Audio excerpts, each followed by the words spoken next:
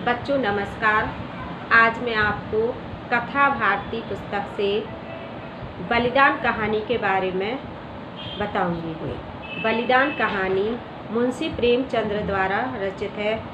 मुंशी प्रेमचंद्र को कथा सम्राट भी कहा जाता है।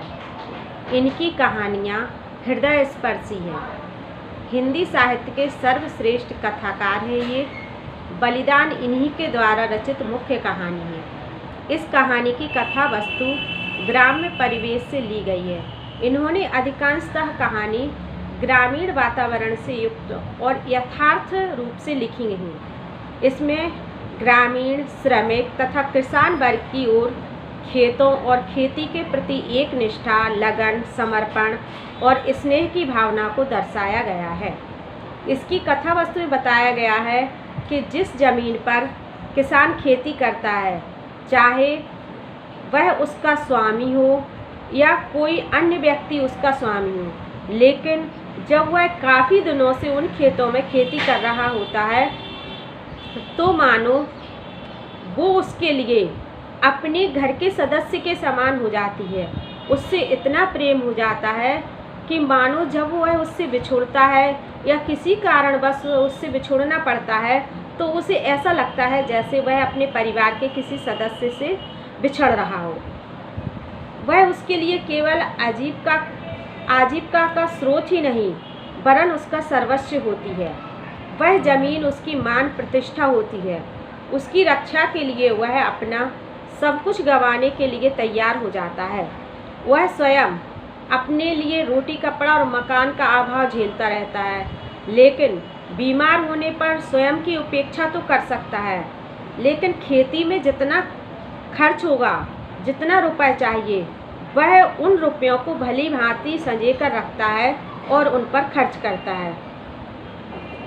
यही इस कहानी की कथा वस्तु है, जिसके विस्तार के लिए लेखक ने किसान हरखू और उसके बेटे गिरधारी को लेकर बलिदान कथा का ताना बाना बुना है। इस कहानी में बताया गया है मुख्य पात्र गिरधारी, सुभागी, हरखू, कालकादीन, ओंकारनाथ आदि हैं।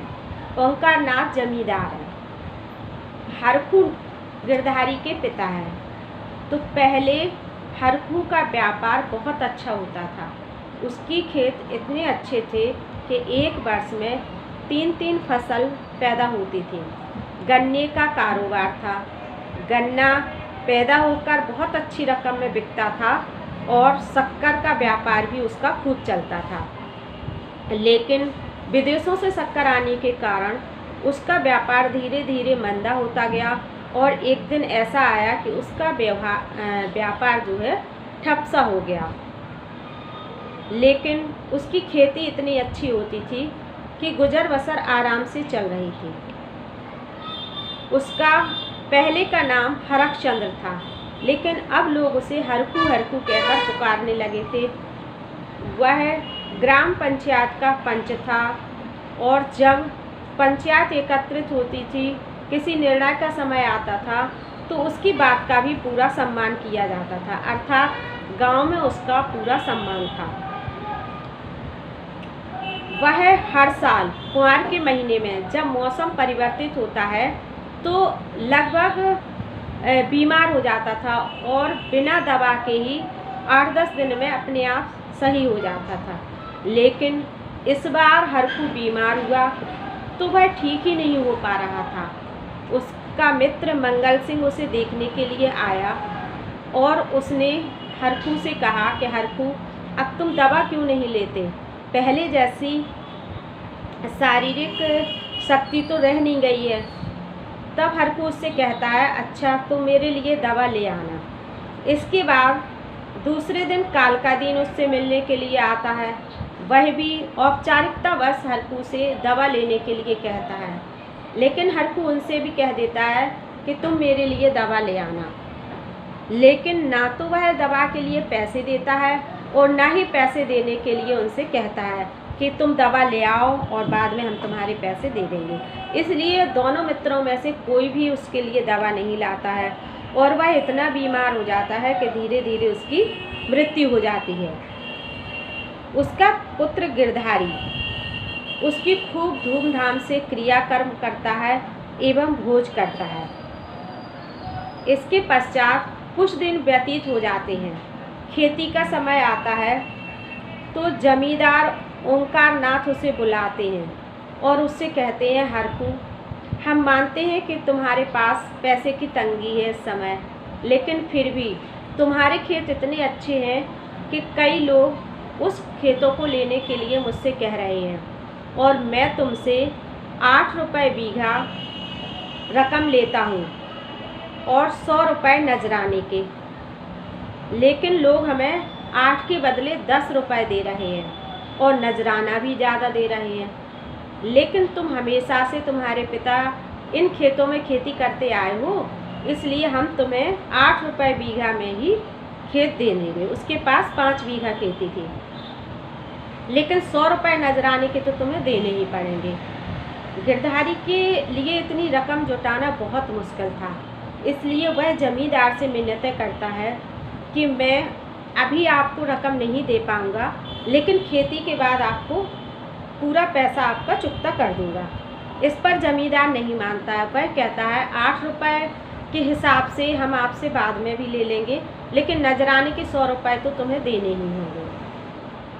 हर गिरधारी घर आता है और बहुत दुखी होकर के अपनी पत्नी सुभागी को संपूर्ण बात बताता है, लेकिन उसके घर में कुछ भी नहीं था, यहाँ तक कि उसके पास कोई जेवर भी नहीं था, जिन्हें बेच करके वह जमींदार को 100 रुपये नजराने दे करके और वो खेत ले लेते।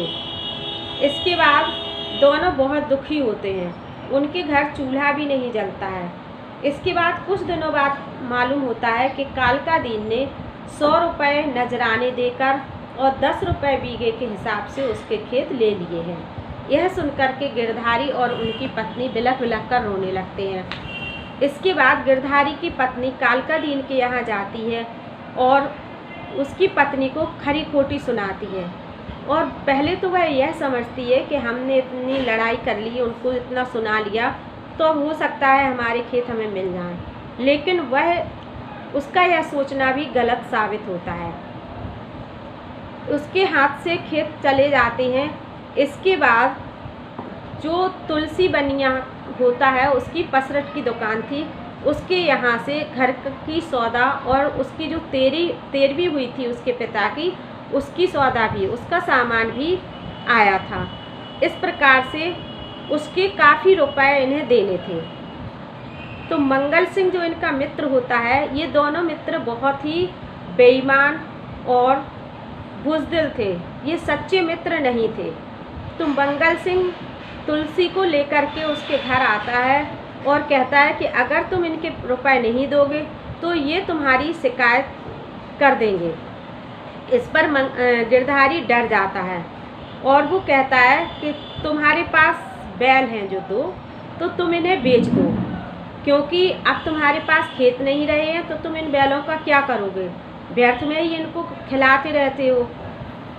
गिरधारी को इस बात का बहुत दुख हुआ, क्योंकि उसका मानना था, वह मन ही मन सोच रहा था कि आज नहीं तो कल हमारे पास जब पैसा होगा तो हम पुनः खेत ले लेंगे। लेकिन जब मंगल सिंह उसे डराता है तो वह 80 रुपये की जोड़ी 60 रुपये में ही उसे बेच देता है। इस प्रकार से उसके रुपए चुक जाते हैं, लेकिन वह इतना टूट जाता है, उसका हृदय विदीर्ण हो जाता है, वह बहुत दुखी होता है और उसका दुख इतना बढ़ जाता है कि वह मानो अपने प्राणों का परित्याग कर देता है। जब सुभागी प्रातःकाल सोकर उठती है तो वह देखती है कि गिरधारी अपने बिस्तर पर नहीं है। तो थोड़ी देर तक तो वह इंतज़ार करती है कि कहीं गए होंगे, लेकिन जब शाम तक गिरधारी नहीं आता है तो वो बहुत चिंतित हो जाती है। और जब थोड़ा सा अंधेरा होता है तो वह देखती है कि गिरधारी बैलों की लिढ़ौरी के पास, जहाँ बैल भोजन करते हैं, सानी खाते हैं, वहाँ पर गिरधारी खड़ा हुआ है। तो गिरधारी को देखकर वह कहती है कि तुम कहाँ गए थे, सुबह से हम तुम्हारा इंतज़ार कर रहे हैं, आओ अब वहाँ क्यों खड़े हो, खाना खा लो। तो गिरधारी थोड़ी पीछे को हट करके एकदम से अदृश्य हो जाता है। यह देख करके सुभागी घबरा जाती है और एकदम से चिल्लाकर मूर्छित हो जाती है। गांव भर में यह खबर फैल जाती है कि गिरधारी भूत हो गया है। प्रातः काल जब काल का दिन खेत को जाता है तो वह देखता है कि गिरधारी खेत पर खड़ा हुआ है। काल का दिन जब उससे कहता है कि तुम इस खेत में क्या कर रहे हो, तो वह रोता हुआ पीछे को हटता है और कुएं में छम से कूद जाता है। काल का दिन बहुत डर जाता है और बैल हल छोड़ करके वहाँ से भागता है और ओंकार से कहता है कि आज से मैं उन खेत पर खेती नहीं करूँगा। अब ओंकारनाथ बहुत कोशिश करते हैं कि ये खेत हमारे कोई उठा ले इन पर खेती करे, लेकिन सभी गांव वाले इतने डरे हुए होते हैं कि कोई भी उनके खेत लेने को तैयार नहीं है। इस प्रकार सारे गांव में शोर मच गया। काल का दिन की हिम्मत फिर गिरधारी के खेतों की ओर जाने की न हुई। उसने गिरधारी के खेतों से इस्तीफा दे दिया। ओंकारनाथ के चाहने पर भी उसके खेत ना उठ सके। अब गांव के लोग उन खेतों का नाम भी नहीं लेते थे। अर्थात इस कहानी का उद्देश्य कि खेतों से कृषक का कितना जुड़ाव होता है ये बताया गया है, और दूसरा उद्देश्य है कि हमें किसी भी कार्य में बहुत सोच समझ करके खर्च करना चाहिए। जैसे कि गिरधारी ने अपने पिता के क्रियाकर्म तथा भोज में खर्च कर दिया, और इतना खर्च कर दिया कि उसने खेत भी नहीं उठा पाए, खेत भी नहीं ले पाए, खेती भी नहीं कर पाई, और वह खाने पीने को भी तरसने लगा। लेकिन उसे इस बात का फिर भी गम नहीं था। जब लोग उससे कहते थे कि गिरधारी तुमने क्यों इतना खर्च कर दिया है, तो वह कहता था कि पिता का ऋण था और मैं इस ऋण से उऋण हो गया। जब पिता हमें 4-4 बार खिला सकते हैं तो क्या हम उनकी मृत्यु के बाद इतना भी नहीं कर सकते हैं। जबकि वास्तविकता यह थी कि व्यक्ति को जो भी कार्य करना चाहिए अपनी सामर्थ्य के अनुसार अपने आगे के बारे में मतलब दूरदर्शिता बना करके करने चाहिए, जिससे कि आगे कोई किसी प्रकार की परेशानी ना हो।